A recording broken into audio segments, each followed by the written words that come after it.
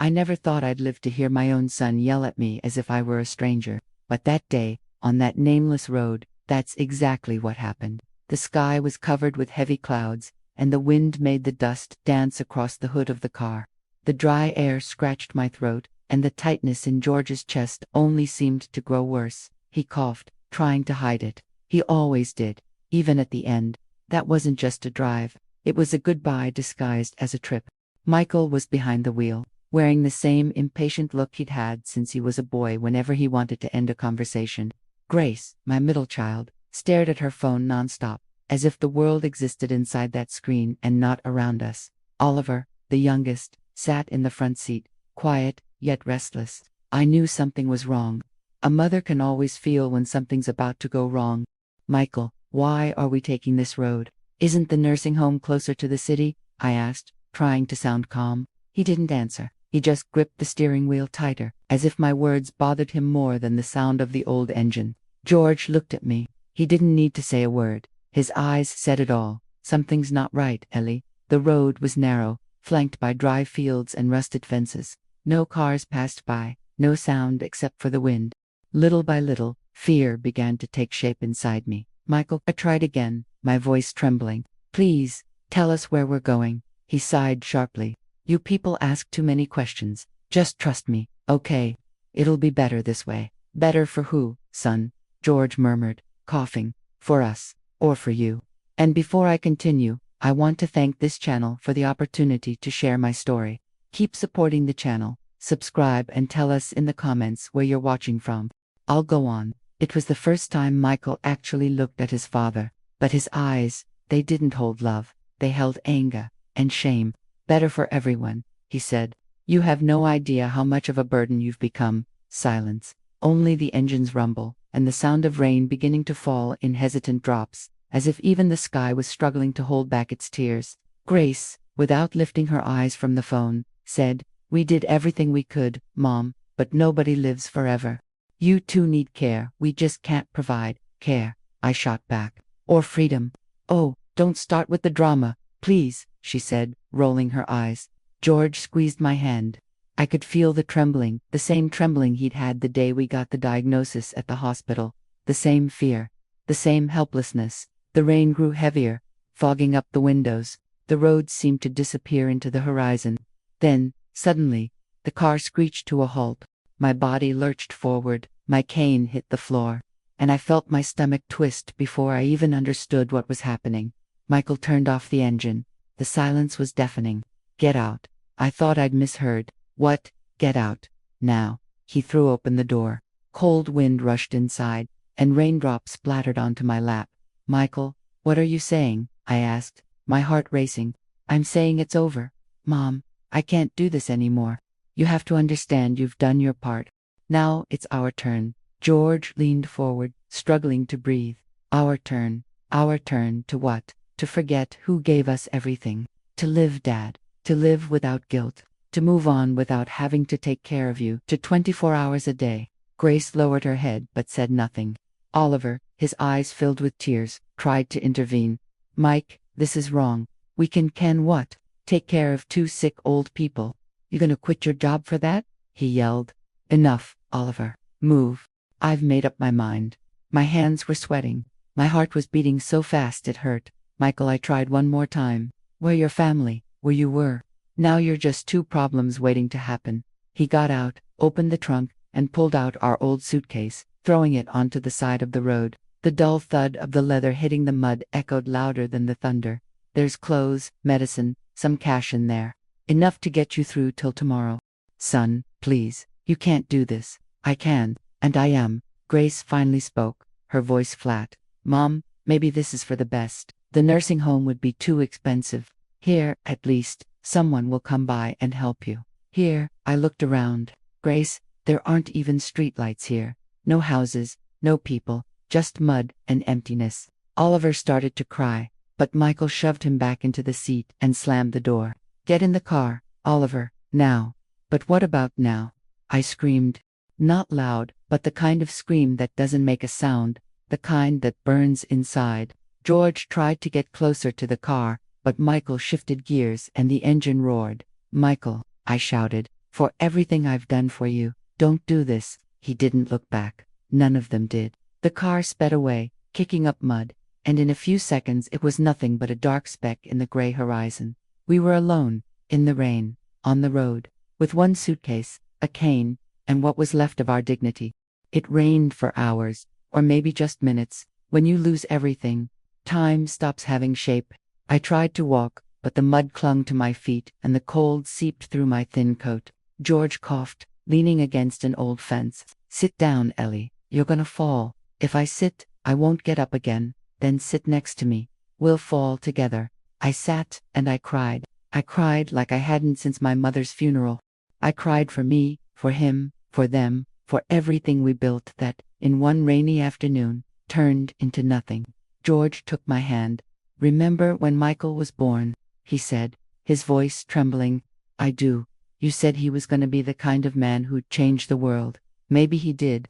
Ours, at least." He let out a short, bitter laugh that tasted like iron. The rain grew heavier. The wind carried the smell of wet earth and abandonment. I looked up at the sky and thought of God. Not to ask, but to understand. Why does he let a mother's heart survive a son's cruelty? Their car lights had long disappeared. All that remained was the sound of thunder, and the fear that no one else would ever pass that way. "George, what do we do now?" "We wait, Ellie. Someone will come. And if no one comes, then we wait anyway." We sat there, holding each other, until the sky turned to darkness. The rain kept falling, and I could no longer feel my legs, only the weight of guilt for having raised children who'd forgotten what love was. And then, just as I thought the end had finally come, a light appeared on the road, a headlight, then another. A car was coming toward us, cutting through the storm, and inside it, though I didn't know yet, was the beginning of everything we still had left to live. I'd always thought silence was a good thing. Silence meant peace. It meant home. But that night, silence was cruel. It was the sound of everything we had lost. The rain had eased, but the wind was still cold. The road stretched endlessly ahead, a line of mud and loneliness. George walked slowly, hunched over, his soaked coat clinging to his body. Each step sounded like an apology. And I, leaning on my cane, tried not to fall. The suitcase was already drenched. There was nowhere to go, and the darkness was swallowing the world around us. "George, I can't anymore. My legs won't hold me. Just a little more, Ellie. Come on. There's got to be a farm somewhere out here." The way he said "there's got to be" broke my heart. It was hope tangled with denial. He knew there was nothing. So did I. But saying it out loud would have meant giving up. The mud pulled at my shoes. The wind pushed me back. With every step, I thought of Michael, and wondered when love turns into indifference. When does blood stop, meaning family?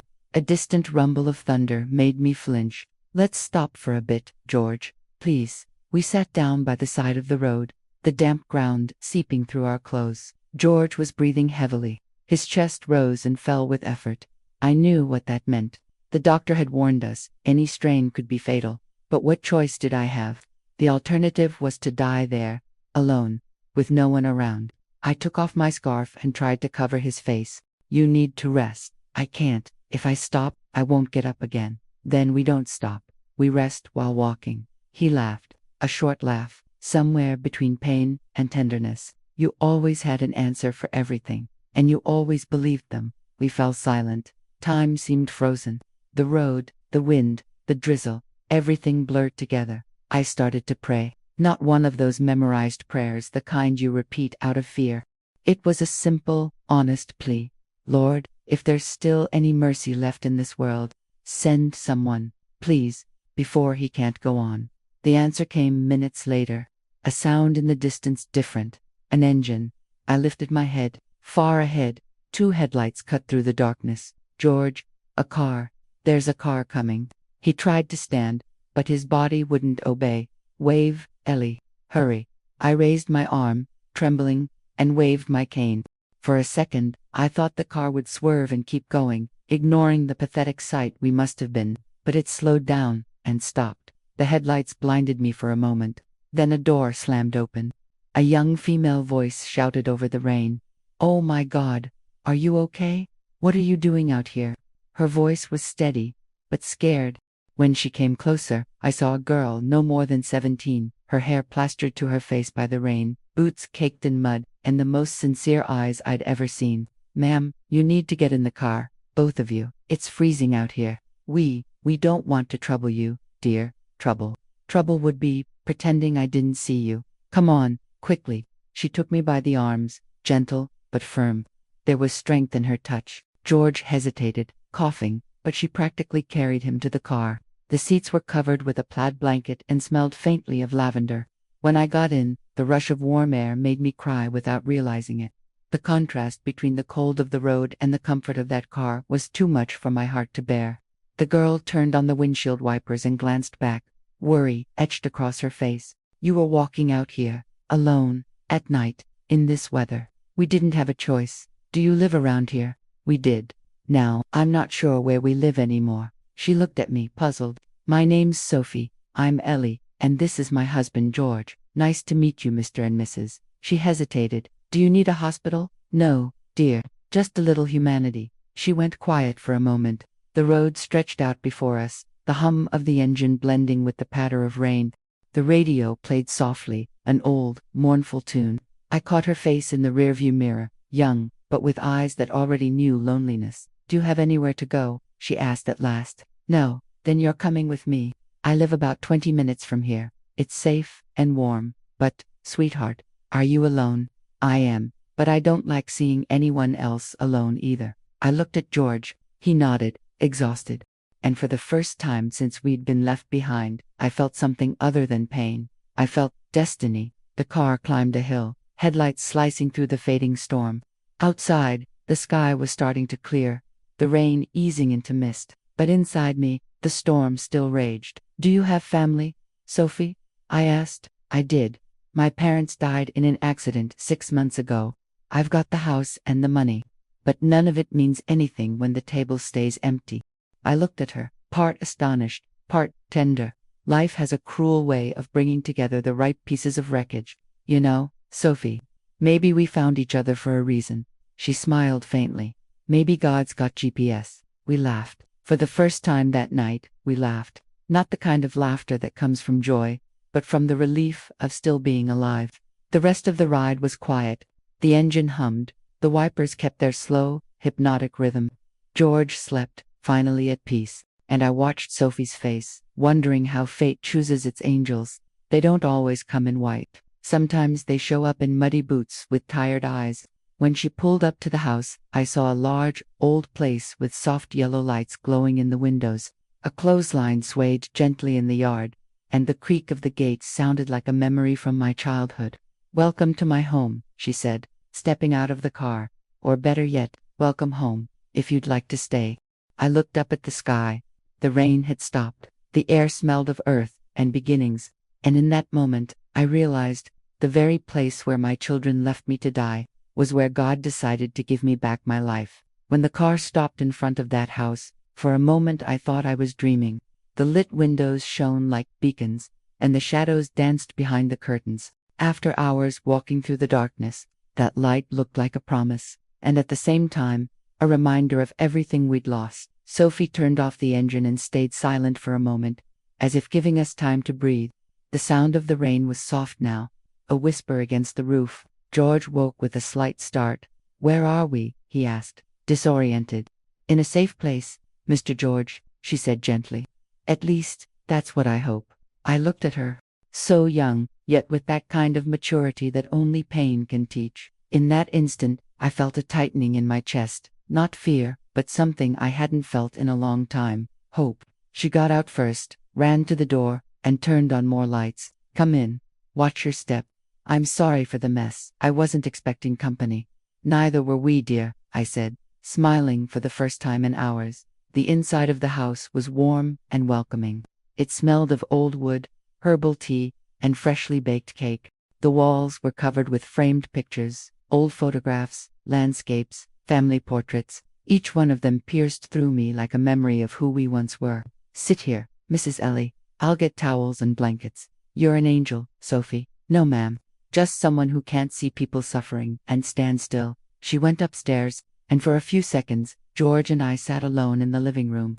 The fire crackled softly in the fireplace, spreading warmth that seemed to reach even the frozen parts of my soul. She's different, Ellie, George murmured. I know, and there's something about her I can't quite explain. She feels familiar. Yes, like her heart speaks the same language as ours. Sophie came back with 2 thick blankets, gently dried our hair, and put water to boil. Every move she made carried a tenderness I'd forgotten existed. There was no pity in her eyes. There was empathy.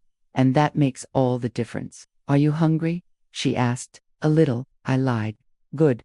I'm a terrible cook, but Mrs. Parker makes soup like no one else. I frowned, slightly. Who's Mrs. Parker? My grandmother's housekeeper. She still lives with me, takes care of the house, takes care of me, and yells when I forget to eat. So she's your family? Yeah, I guess so. The only one I've got left. Her words echoed in the room. The only one I've got left. It was a phrase that could have described our lives, too. While the soup simmered, she led us to a small room on the first floor. There was a large bed, clean sheets, and a floral quilt. On the nightstand an old lamp, and on the wall, a painting of a mountain landscape. You can stay here as long as you want. The house is huge, and I like having company. I touched the pillow and felt a lump rise in my throat.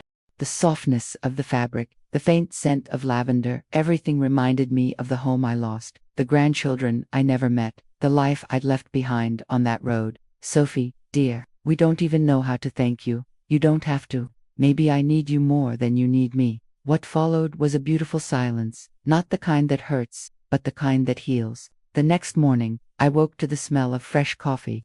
George was still asleep, breathing easier. I went downstairs slowly, leaning on my cane. The house looked different in daylight, alive, yet filled with longing. It was as if time had stopped there, waiting for someone to make it matter again. Sophie was in the kitchen, wearing a floral apron and an expression of deep focus. Good morning, she said, trying to balance a tray of pancakes. Good morning, my dear. You cook too. Not usually. I just wanted to be nice today. You don't have to try. You already are. She laughed, blushing. Then sit down. I made too much coffee, and I hate drinking alone. I sat. The first sip of hot coffee made me close my eyes. It was simple, but it tasted like life coming back. Can I ask you something, Sophie? Of course. Why did you stop on that road? Because I saw you. But why didn't you just keep driving, like everyone else? Because I've been on the other side, Mrs. Ellie. I've been the person no one wanted to pick up. She looked down for a moment, and I realized how much pain that young girl carried. I lost count of how many times I wanted to reach out and hold her, but didn't know if I should. So I simply said, maybe God put us in each other's path for a reason. I believe that, she replied softly. Maybe you're the family I've been waiting for. When George came downstairs, it was almost noon. He had color in his cheeks and a light in his eyes. Did you sleep well? I asked. Better than I have in years, he said with a smile. That bed felt like a hug. Sophie greeted him with a bowl of hot soup and the kind of care only a granddaughter would have. While he ate, I watched him and saw something rare. Peace. The man who had spent months apologizing for being a burden now looked simply alive. Mrs. Parker appeared a little later, a woman in her 70s, round-faced, stern but kind. So you're the storm travelers, huh? She said, crossing her arms. We are, ma'am, and deeply grateful for your hospitality. Thanks, Sophie. She's got a heart bigger than the world, sometimes bigger than it should be. Sophie rolled her eyes, laughing. She pretends to be tough, but she cries at dog commercials. Don't you dare tell people that, girl, the housekeeper scolded, pretending to be offended. That small moment, that shared laughter among 4 souls, was the first sound of home I'd heard in a long, long time. And in that instant, I knew something inside me had started to rebuild. In the days that followed, our routine changed. George helped Sophie in the garden, even through his exhaustion. I sat on the porch with my cane, reading or sewing, and every afternoon, she would join us, listening to our stories like someone reading from a living book. Once, she asked me, Mrs. Ellie, if you could go back in time, what would you change? Nothing. Nothing at all. Not even the bad parts. Especially the bad parts. Because they're what brought me to you. She smiled, and her eyes shimmered. It was the first time I realized she needed us just as much as we needed her. At night, before falling asleep, I listened to the wind tapping at the windows and thought about fate, how strangely it writes straight with crooked lines. We were left to die on the road, and ended up saved by a girl who had also lost everything. It was as if the sky itself whispered, "You haven't been forgotten." And lying there in that bed that wasn't mine, my heart finally felt calm enough to whisper back, "Thank you, God, for this girl, for this second chance." Little did I know that the road still carried echoes, that the children who had left me there would return, and that the reunion waiting ahead would be as bitter as it was inevitable. Life had sound again. Laughter, mine, George's, even Sophie's, echoed through the walls of that old house, mingling with the wind outside and the songs of birds in the garden. After so long hearing nothing but silence and pain, that sound felt like a miracle. Sophie made plans. She talked about painting the barn, replanting the hydrangeas, starting a little vegetable garden. George, still weak, helped as best he could, pushing the wheelbarrow like a man who still believed he was 20. And I watched it all from the porch, stitching bright pieces of fabric together, and quietly thanking God for the chance to begin again. But life has a cruel way of testing our faith right when we start to believe again. It was a Saturday afternoon. The sky was clear, the sun washed the fields in gold, and I thought nothing could ruin that day. Sophie had gone into town to buy seeds, and George was asleep in his armchair. Then I heard it, the sound of an engine, low, distant, but unmistakable. My heart froze. The car stopped at the gate. The same sound of the brakes, the same as that cursed day on the road. And before I even saw them, I knew they had come back. Michael got out first. His suit was wrinkled, his face tired, but his eyes still carried that same arrogant gleam. Grace followed, hiding behind dark sunglasses, as if shame could be disguised. Oliver hesitated, as always. "Mom." Michael's voice was hoarse, almost rehearsed. "Dad, we need to talk." Every muscle in my body tensed. For a moment, I wanted to run, but a mother's instinct is stronger than fear. I took a deep breath and said only, "You have no right to call me Mom anymore." They exchanged uneasy looks. "Please, just hear us out. We made a mistake," Oliver said softly. "A mistake." My voice cracked. "A mistake is forgetting a birthday, raising your voice. What you did was abandonment." Grace took off her glasses, her eyes red. "Mom, we were lost. Everything fell apart after what?" I cut her off. "After you dumped your parents in the mud." The front door opened behind me. Sophie appeared, holding a basket of flowers. She froze when she saw them. "Is everything okay, Mrs. Ellie?" "It is now," I said, without taking my eyes off my children. Michael looked her over, frowning. "And who's this?" "The girl who saved me after you left me to die." He laughed nervously. "Mom, don't exaggerate. We just wanted what was best for you." "The best, would that have been a drier grave?" I asked. George appeared beside me, leaning on his cane, his voice weak but steady. "What do you want now?" "To help. To start over. Maybe. Stay here for a while." "Here," he repeated. "You lost the right to be under the same roof as us." Grace was crying. Oliver couldn't meet our eyes. But Michael stayed cold. "Dad, don't do this. Things have changed. The company went under. The debts are suffocating us. The neighbor said you were living with some rich heiress. We thought maybe I'd become your ATM." George cut in. "You lost everything and came after what little we had left. That's not true." "Oh, it's exactly true," I said. "You've always wanted what we had, never who we were." Silence. The wind rustled the curtains, and the crackling fire became the only sound in the room. "Leave," George said. "Dad, go, before what's left of my health gives out right here." Sophie stepped forward, her expression firm. "You heard him. Leave. You have no right to interfere," Michael snapped. "Yes, I do," she shot back. "As long as they're under this roof, I'm their family. And family protects." Those words echoed through the house like a prayer. My eyes filled with tears. The children I had given life to had left me in the rain. The girl who'd never known me defended me like a granddaughter. Michael clenched his fists. "You'll regret this." "We already do. We regret ever trusting you," I said. They left. The car roared away with that same sound that had haunted my nightmares, but this time, I didn't cry. This time, I felt relief. That night, George was quiet. He stared at the fire, breathing deeply, fighting something that wasn't anger, it was exhaustion. I moved closer. "Do you think we were too harsh?" "Harsh? No, we were dignified. But there are children. Children by blood, Ellie. But love's moved somewhere else." He was right. But a mother's heart doesn't understand logic. I stayed awake the whole night, listening to the soft rainfall again. It sounded like the same song that played on that road. Sophie came into the room, wrapped in a blanket. Can't sleep. No, I feel this strange emptiness. It's guilt, Mrs. Ellie. But sometimes guilt is just another name for longing. Longing for what? For what could have been. I felt the tears rise, but she took my hand. You did what had to be done. They didn't deserve less than the truth. And if I was wrong, then God will fix it. But if you'd stayed silent, you'd have been wrong against yourself. We sat there, the two of us, in silence. Outside, the rain washed the world clean again. And inside the house, I felt something new. Strength. I didn't know what tomorrow would bring, but for the first time in a long time, I knew what I no longer wanted, to be silenced by guilt. I always thought the hardest pain to bear was loss, but I learned there's one worse, the pain of doubting your own sense of what's right, because when a mother's heart is torn between what it feels and what it knows, there can be no rest. After their car disappeared down the road, silence took over the house again. Not the gentle silence we'd grown used to, the one filled with laughter and the smell of cake in the oven, but a heavy, aching silence that pressed against the ears. George pretended he was fine, but I knew him too well to believe that. Ever since the children had returned, he was different, quieter, lighter in words, heavier in thought.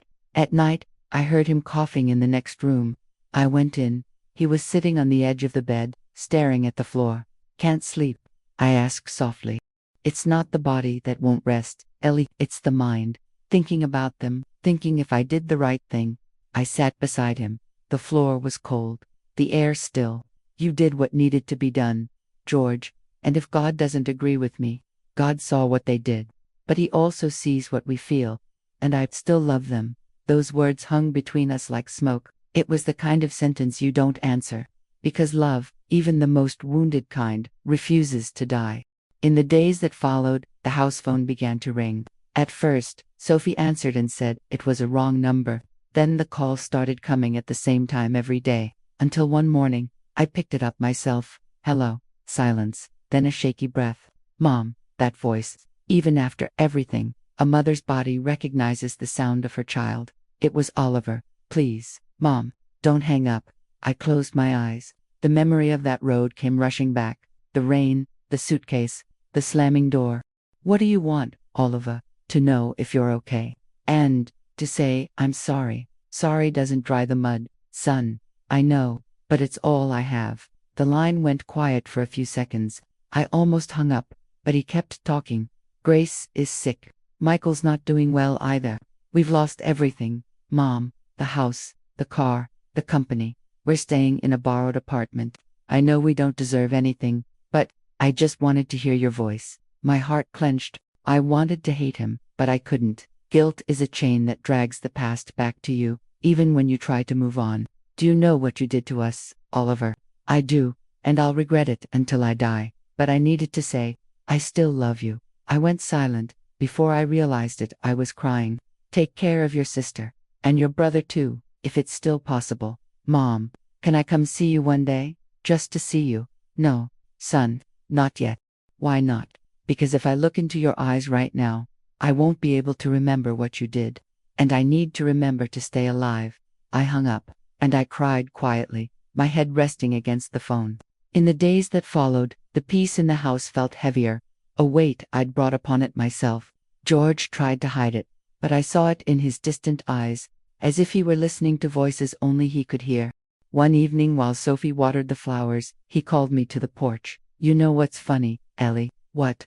Life always collects its debts, but we never know from whom. Don't say that. They're paying for what they did. And yet I don't feel any better. He coughed, a dry, sharp sound that broke the air. Do you still love them, George? Love isn't a choice, it's a sentence. I looked out over the fields. The sun was setting slowly, painting everything in shades of orange.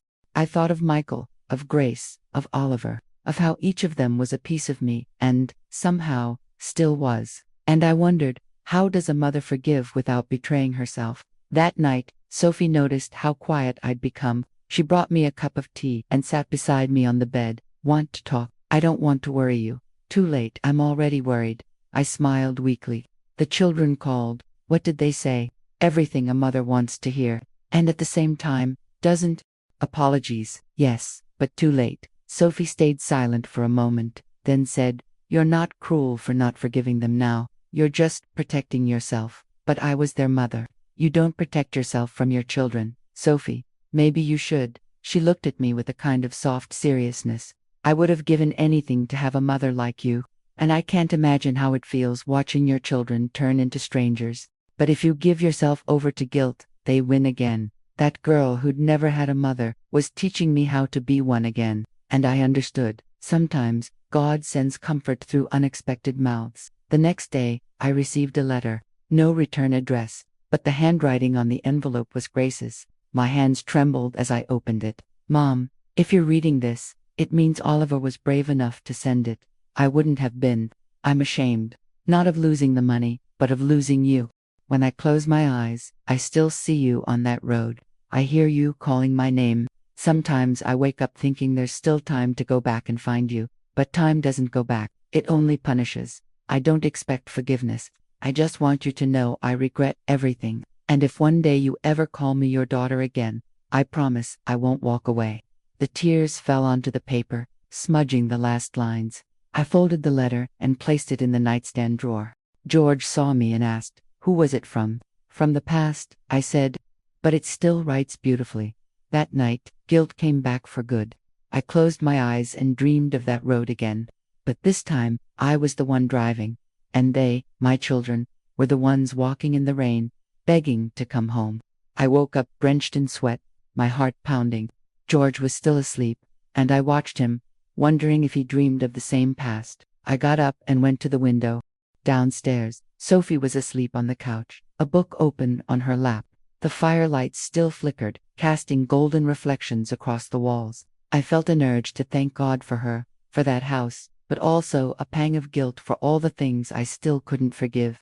And there, in the quiet of that sleepless dawn, I realized, sometimes, love is a wound that heals on the outside but keeps aching inside, and forgiveness, forgiveness was still a road far too long for me to cross. It had been weeks since the last call from my children.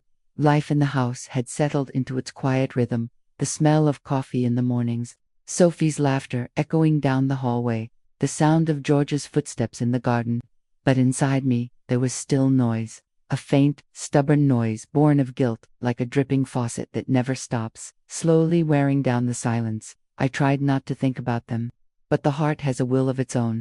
And every night, when the world slept, the memory of that road returned, the sound of the car driving away, the rain, the suitcase, and the aching thought that maybe I could have said something that would have made them stay.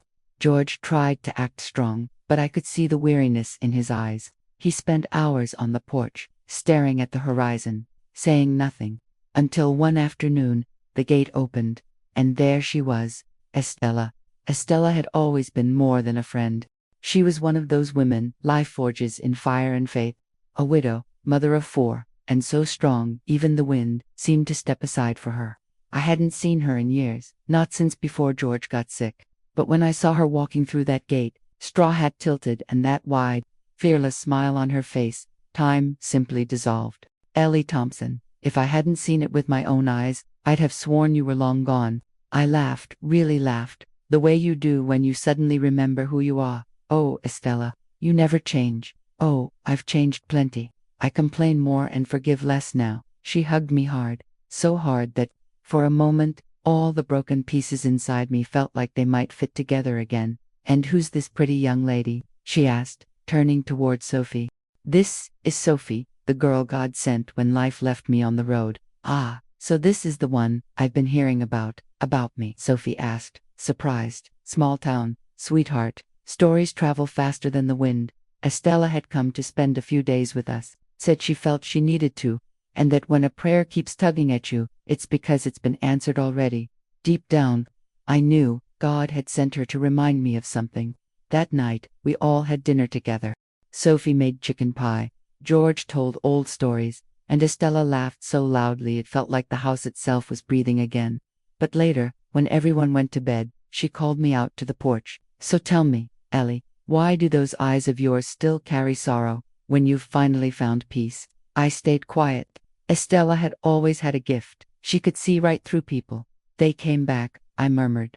The children, yes. And what did they want? What they've always wanted. What I had, not who I was. She crossed her arms. And you sent them away. I did. And now you're feeling like a monster for it. I didn't answer. Silence answered for me. Estella took a deep breath. Ellie, you've spent your whole life giving to them, to George, to everyone. But there comes a time when even love needs boundaries. But I'm a mother, Estella. So what? Mothers are human too. Love isn't a license to be stepped on. God didn't make you to be a martyr. He made you to be an example. And sometimes, the example is saying, enough. I said nothing. Her words hit hard, but they rang true. But if I don't forgive them, isn't that wrong too? No, you forgave them the day you didn't curse them in the rain. What you're feeling now isn't a lack of forgiveness. It's longing for something that never really existed. I stared out at the dark fields. The cicadas sang, and the wind rustled the trees. Estella stood, resting her hands on the fence, and looked up at the sky. You know what I've learned, Ellie? Sometimes we spend our lives chasing love from the wrong places, and when it finally comes, we don't even recognize it because we're too busy mourning the ones who left. You make it sound easy. It's not. It's divine. And the divine is never easy. In the days that followed, Estella became part of the house. She helped Sophie in the kitchen, made George laugh with her stories, and slowly became a mirror, the kind that shows you what you've been avoiding.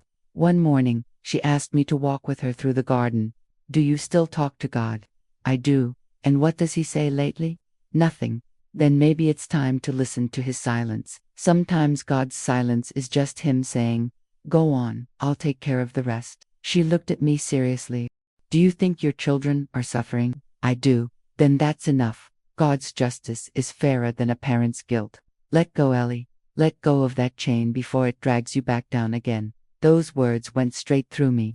And in that moment, something inside me broke.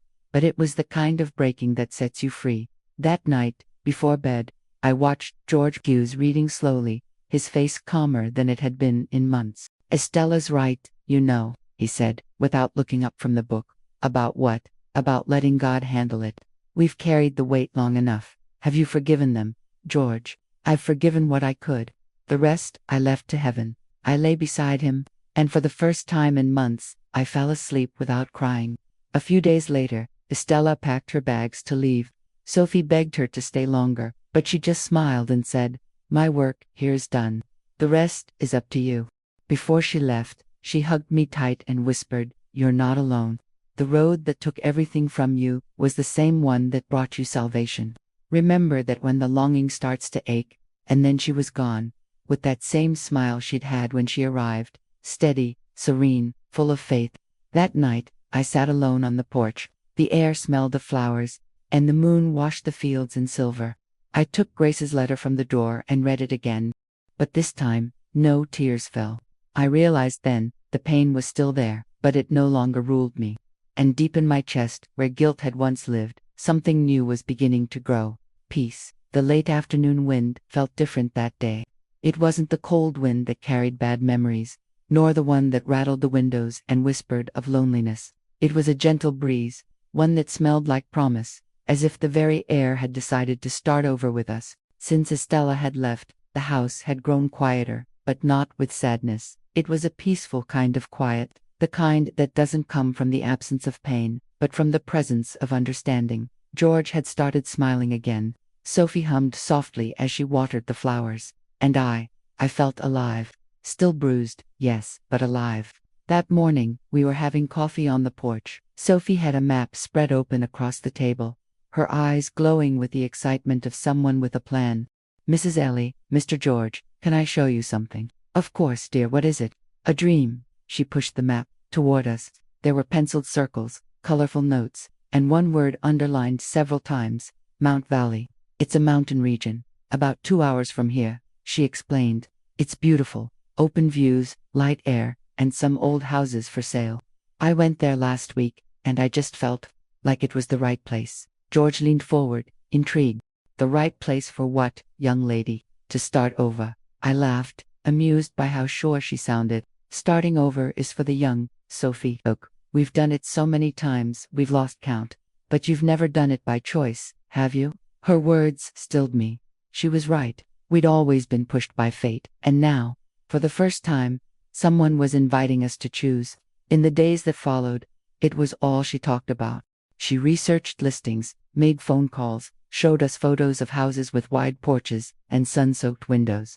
With every picture, her eyes shone a little brighter, and slowly, that light began to reach us too. "George, look at this one," she said one afternoon, showing us a faded photograph. "It has an orchard and a stream running behind it." "A stream," he smiled. "That reminds me of my father's farm. I used to fish every weekend." "Then maybe that's a sign," I said. "Or a realtor's trap," he teased. We laughed, but underneath the laughter, there was a trace of fear. Fear of the unknown, fear of leaving the shelter Sophie's home had become, fear of allowing happiness again. One afternoon, she found me in the kitchen, stirring tea. "Mrs. Ellie, can I ask you something?" "Of course, dear. What makes you feel at home?" I paused for a moment. "I think the smell of cake baking, the sound of someone coming up the stairs, the touch of a hand that doesn't want anything in return." "Then you already have a home," she said softly. "You just need a new address." I smiled. She was right. And I realized something. Sometimes youth doesn't come from age, but from the courage to keep believing. By the end of that week, we went to see the house. Sophie drove, as excited as a child. The road wound upward in gentle curves, lined with tall trees and open fields. With every mile, the world behind us grew smaller, and our hearts lighter. When the car stopped, the sun was setting behind the mountains. Golden light painted everything in hope. The house was simple but beautiful. White walls, blue shutters, and a porch that seemed to embrace the whole valley. And in the distance, we could hear the soft murmur of a stream, the very one from the photograph. George stepped out slowly, leaning on his cane. He looked around, took a deep breath, and said softly, "You know what this reminds me of, Ellie?" "What?" "Our first house. Small, nothing fancy, but full of love." "Yeah, that's where we started our life together. And here, it feels like we're starting all over again." Sophie opened her arms wide, grinning. "Then it's official. Our home in the mountains." "Our?" I asked, surprised. "Of course. I thought you'd figured that out by now. There's no more you and me. Now it's us." And in that moment, something shifted inside me. It was as if the emptiness my children had left behind was finally beginning to fill again with new love, with a family chosen, not assigned by blood. In the days that followed, we began setting up the house. Sophie painted the walls in soft colors, lilac, pale green shades that seemed to breathe. George built shelves, even when he was tired, and I sewed curtains, stitching together a new beginning. The nights there sounded different. The stream in the distance, the wind through the trees, Sophie's laughter drifting from the kitchen. It was as if nature itself was saying, "You're exactly where you're meant to be." One evening, the three of us sat on the porch. The sky was clear, full of stars. George held my hand, and Sophie rested her head on my shoulder. "You know, Mrs. Ellie," she said quietly, "I used to think an inheritance was money. But now I understand inheritance is love left behind, and what we choose to do with it." "And what will you do with yours?" I asked. "Multiply it, the way you did with me." I couldn't speak. I just looked up at the sky, feeling the urge to thank God for her, for us, for the destiny that crossed our paths on that road when everything seemed lost. Later that night, before we went to bed, George turned to me and said, "You know what I've been thinking, Ellie? What that day on the road? Maybe God didn't send Sophie to save us. Maybe he sent us to save her." And I realized he was right. The love that had rescued us also needed rescuing. That night, I fell asleep to the sound of the stream in the distance. It wasn't the rain of the road anymore. It was music. And in the dream that followed, there were no cars, no abandonment, no guilt, only a long, sunlit road leading home, our home. The first sunrise in that house was unlike any I'd ever known. The air was light, the sky clear, and there was a peace that didn't depend on silence, but on presence. The kind of peace you only feel when you realize you've survived your own pain. The sound of the stream floated gently through the air, mingling with the birds' song. Sophie was already awake, pacing back and forth, measuring spaces for pots and curtains. George sipped his coffee slowly, watching the steam rise from the cup like smoke from old memories. And I stood on the porch, letting the sunlight warm my face, thinking, maybe I've found my way home again, not the one I lost, but the one destiny built from the ruins. In those first days, our routines reinvented themselves. Sophie tended the garden, and George insisted on helping. even when his body begged for rest. I cooked, and sometimes burned the bread from distraction, but no one minded. That house was more than shelter. It was refuge. It was the translation of what was left of us, and what could still bloom. One morning, while I was hanging clothes on the line, I heard laughter by the stream. I looked out the window, and saw George and Sophie with their feet in the cold water. She held his hand to steady him, and they looked every bit like a real grandfather and granddaughter. For a moment, I cried, but it was from joy. It was the first time in years that crying didn't hurt. At night, the three of us sat on the porch. George would tell stories from long ago, and Sophie listened like someone collecting borrowed memories. When Michael was born, he said once, "I promised I'd never let him go without anything." "And did you keep that promise?" she asked. "I did. I just didn't realize that sometimes what's missing isn't things, it's love." She rested her head on his shoulder and said softly, "Then you're paying that debt off with me now." They laughed. A light, beautiful kind of laughter that filled the whole house. One afternoon, Sophie came running in, breathless, her eyes shining. "Mrs. Ellie, Mr. George, I have an idea." "Here we go again," George teased. "But this one's different," she said. "I've been thinking we could turn this house into a real home, not just for us, but for others too." "What do you mean, dear?" I asked. "A refuge? For the elderly who've been abandoned, the way you once were. I have the resources, you have the heart, and together, we can give others what the world took away." Her words hung in the air, bright and alive. George looked at her, deeply moved. "You're serious about this, more than ever. I never knew my grandparents, but now I have you. And I want other people to feel what I've felt here, that life can still start again." I looked at George, his eyes were shining, and for the first time, without guilt, "Sophie, it's beautiful," I said. "But it's a big dream." "Then it's the right kind of dream," she answered. The days that followed were filled with plans, sketches, and long talks that stretched into the night. We decided to start small: 2 extra bedrooms, a reading room, and a garden with benches. George took charge of the designs, Sophie handled the finances, and I offered the ideas. It was funny, each of us had lost something in life, but there we were, building something greater than any loss. "Do you see it, Ellie?" George asked one evening, as he jotted down measurements in a notebook. "See what? We came here to rest. But it seems fate didn't want us to stop. It wanted us to bloom." I smiled, and I understood. Peace isn't the end of the road. It's the place where we learn to walk lightly. The project slowly took shape. Sophie handled every detail with a seriousness that moved me. She talked with builders, hired people from the village, bought old furniture to restore, and in the middle of it all, she still found time to sit with me and listen to my stories. One day, while we were sewing curtains together, she asked, "Mrs. Ellie, do you still miss them?" "I do, I always will. But now, when I think of them, it doesn't hurt anymore. It just teaches what? That love, when it's real, doesn't die. It just changes its address." She looked at me, smiling with tearful eyes. "Then your love lives here now?" "Yes, Sophie. It lives in every corner of this house." A few months later, the refuge was ready, simple, but full of soul. We called it The Haven. The name was Sophie's idea, and when I saw the sign being placed at the gate, I felt my heart warm from the inside out. At the opening, people from the village came.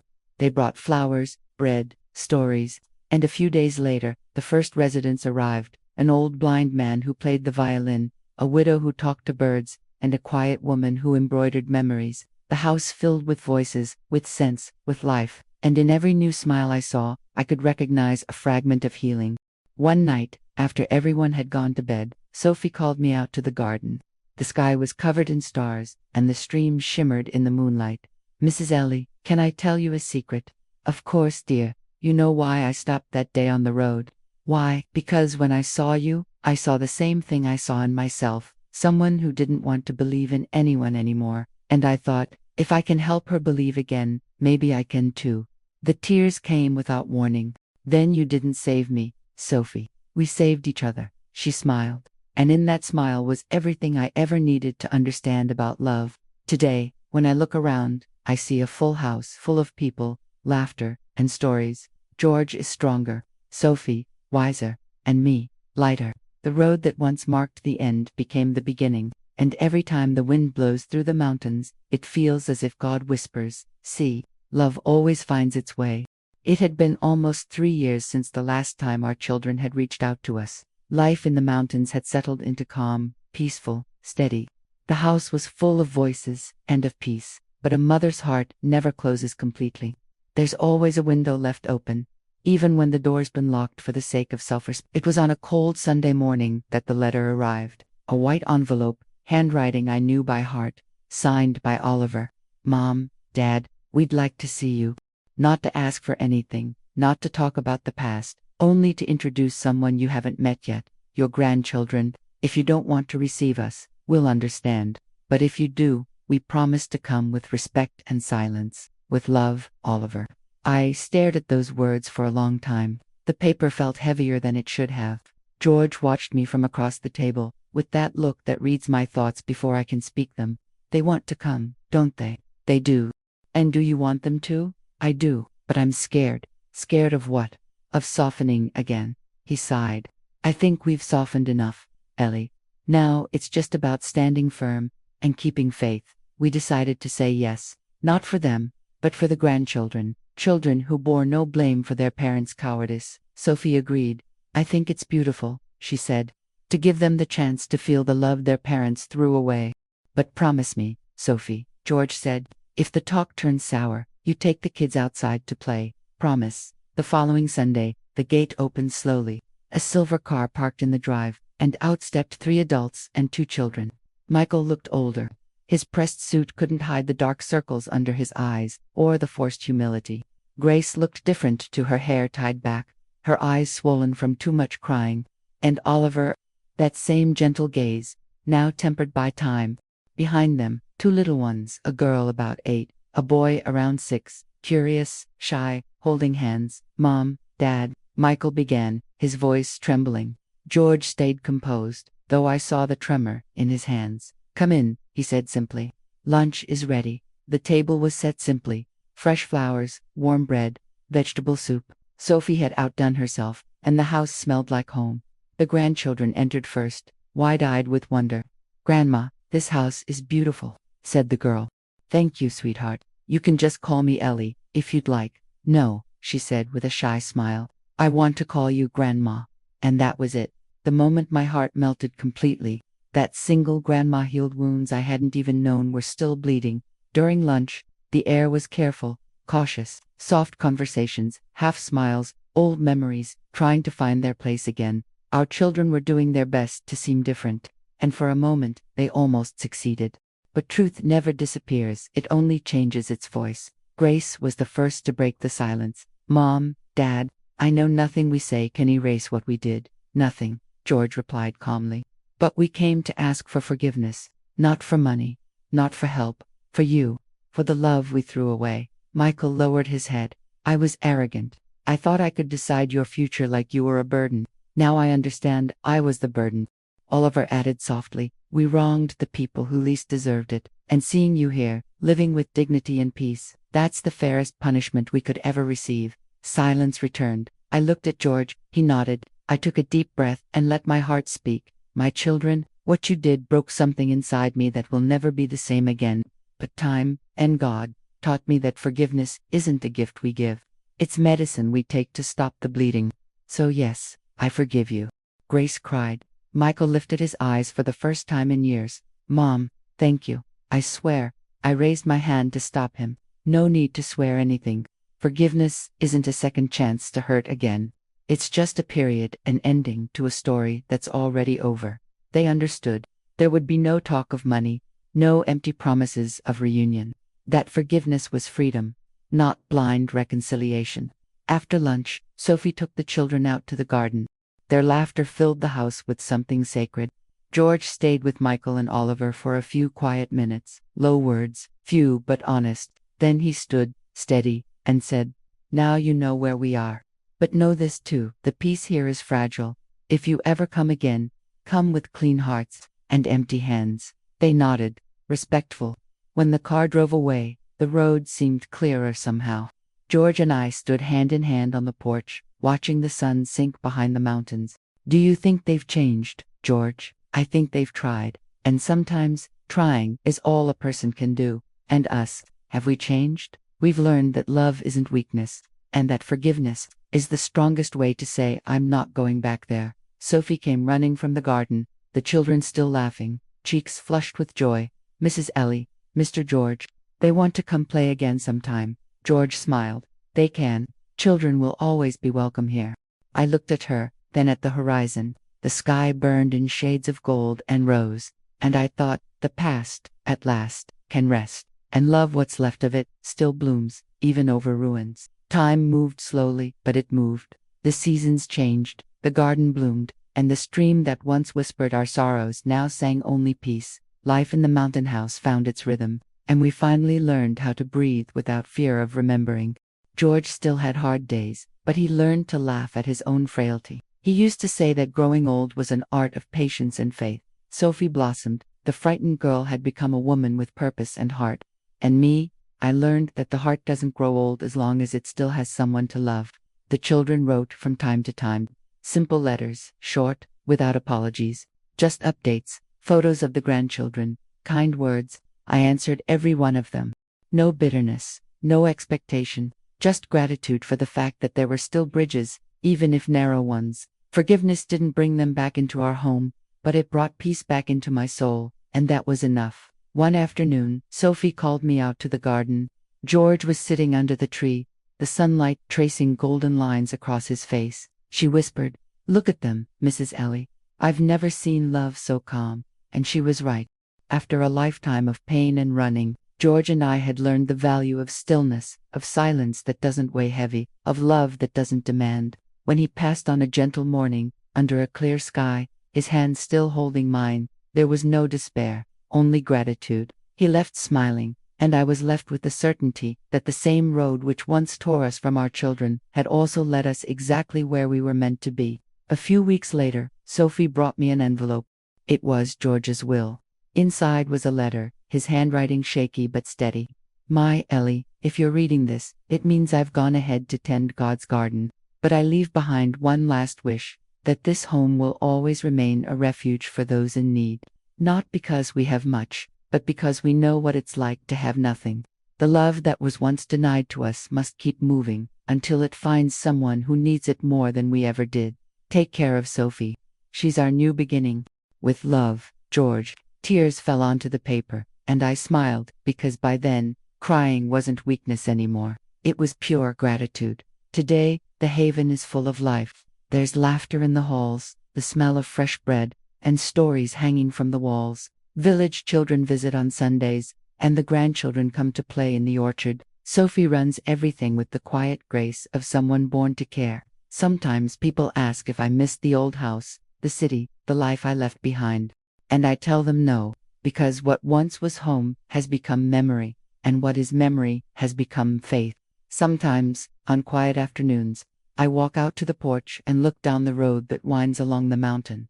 The same one we once climbed, tired and covered in mud. The same road that changed the course of our story. And I think, if abandonment was the price for this love to be born, then every tear was worth it. I close my eyes and listen to the stream. The sound of the water seems to whisper, as if it were God's own voice saying to me, "They left you on the road, but that's where I found you." And I answer, softly, within my heart, "Thank you, Lord, because now I understand. True family isn't the one you're born into by blood, it's the one that chooses to stay until the end." Now, I want to thank this channel, and you, who are watching, for allowing me to share my story. I'd love to know your opinion. What would you have done in my place? And to hear more stories like this one, please subscribe to the channel and like this video. There are still so many stories of betrayal, humiliation, contempt, and ingratitude that need to be told.